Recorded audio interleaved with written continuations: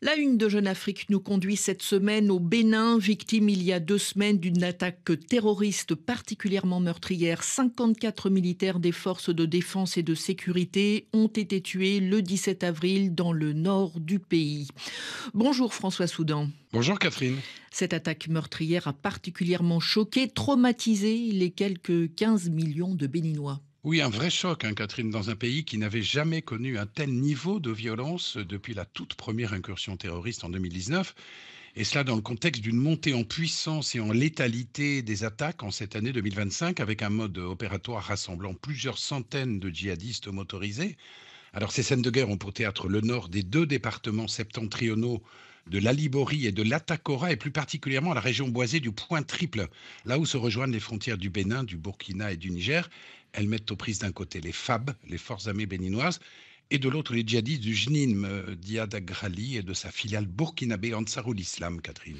Et pour l'armée béninoise, François Soudan, faire face à la recrudescence de ces attaques djihadistes, c'est un véritable défi difficile à relever. Jusqu'au déploiement de l'opération Mirador au début de 2022, la menace djihadiste a été assez largement sous-estimée au Bénin et le système de sécurité était lui-même sous-dimensionné avec une dépense par habitant en matière de défense qui était la plus faible de la région. Alors depuis, les choses ont changé. 3000 militaires ont été déployés sur zone, 5000 autres ont été recrutés. Le budget sécurité a augmenté de 50%, ce qui a permis la multiplication de points fortifiés le long des frontières avec utilisation de drones, d'images satellites et une assistance extérieure en matière de formation et de renseignement. Cela dit, le combat reste asymétrique, hein, avec une armée béninoise qui est contrainte de subir les assauts puisqu'elle ne peut ni agir de façon préventive au-delà de ses frontières, ni réagir en exerçant un droit de poursuite, Catherine. Et vous parlez même, François Soudan, d'une paralysie opérationnelle de l'armée béninoise.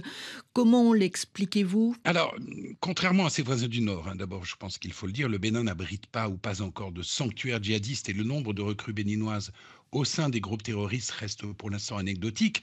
La menace vient donc de l'extérieur, particulièrement de cet open space pour groupes terroristes qu'est l'Est du Burkina. Le problème, c'est que les relations entre Cotonou d'une part, Ouagadougou, Niamey de l'autre, sont à ce point dégradées qu'il n'y a aucune coopération sécuritaire, malgré les demandes répétées en ce sens de la part du Bénin.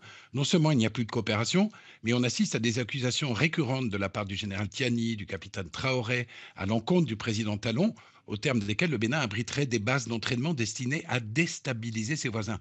Alors, aucune preuve de ces affirmations n'a jamais été fournie par les juntes, hein, lesquelles se sont contentées, à l'appui de leur dire, de faire diffuser sur leur télévision 2 ou 3 vidéos qui se sont rapidement avérées être des faits assez grossiers, au point qu'on peut se demander, Catherine, et c'est plutôt inquiétant pour le Bénin, si ces accusations et cette absence de coopération ne relèvent pas finalement d'une stratégie délibérée de la part des militaires au pouvoir à Niamey et à Ouagadougou pour servir de prétexte à leurs propres difficultés sécuritaires et masquer quelques réalités gênantes, comme le résultat de la toute dernière enquête de l'ONG britannique Conflict Armament Research, qui révèle, preuve à l'appui cette fois, que la grande majorité des armements dont disposent désormais les groupes terroristes a été pris aux armées des pays de l'AES elle-même, ce qui n'est pas le signe d'une évolution positive pour ces dernières, Catherine. Merci François Soudan. Les articles de Jeune Afrique sont à retrouver sur jeuneafrique.com.